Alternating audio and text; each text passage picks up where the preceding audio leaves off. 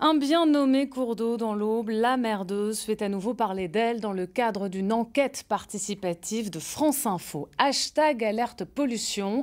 Vous avez été plusieurs à signaler le scandale sanitaire de la maison centrale de Clairvaux, centrale jamais raccordée à la station d'épuration de la commune. Matière fécale, médicaments, tout y passe à Ville-sous-la-Ferté. Le reportage de Tiffaine Leroux avec Olivier Mayer. Depuis 9 ans qu'il exploite un barrage hydroélectrique sur l'Aube, Jean-Jacques Skiba ne cesse de dénoncer en vain la situation. Aujourd'hui, le débit de l'eau est important, mais une grande partie de l'année, il ramasse les déchets issus des eaux usées de la centrale de Clairvaux. Préservatifs, coton-tige et surtout beaucoup de médicaments.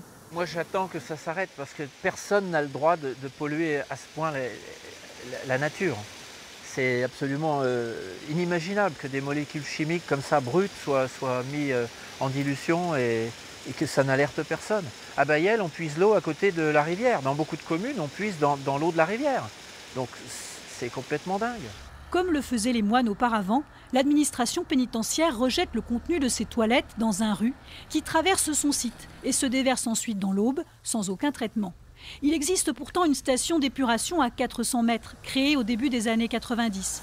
En 2016, la mairie a pris à sa charge un diagnostic du réseau d'assainissement. Cette étude a conduit à la production d'une proposition technique chiffrée de l'ordre d'un peu plus d'1 million d'euros pour remettre le réseau intérieur en situation et en état d'être raccordé donc au réseau municipal. Qu'a fait l'administration pénitentiaire ?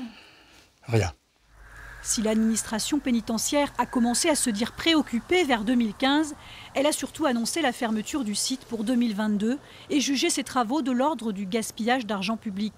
Cet attentisme suscite des réactions de la Fédération de pêche de l'Aube, qui a constaté une diminution de la population de poissons en aval de la prison. Les lois, normalement, elles s'appliquent à tous, aussi bien aux administrations de l'État qu'aux particuliers, qu'aux agriculteurs, qu'aux industriels. Puisque si ce phénomène-là avait été constaté, par exemple une industrie qui pollue, tout de suite, il y aurait eu les agents de la police de l'eau auraient été faire des verbalisations, les entreprises auraient été mises en demeure, voilà. Avec aujourd'hui 60 détenus au lieu de 200 hier, la pollution est sans doute moindre, mais elle est souvent associée à des débits réduits. Quel que soit l'avenir du site, les autorités locales savent qu'il faudra rompre avec ces pratiques moyenâgeuses. La Merdeuse, elle a toujours été appelée comme cela de mémoire d'homme, de quoi inspirer le dessinateur du jour, clin d'œil de Christophe Damien Débécourt.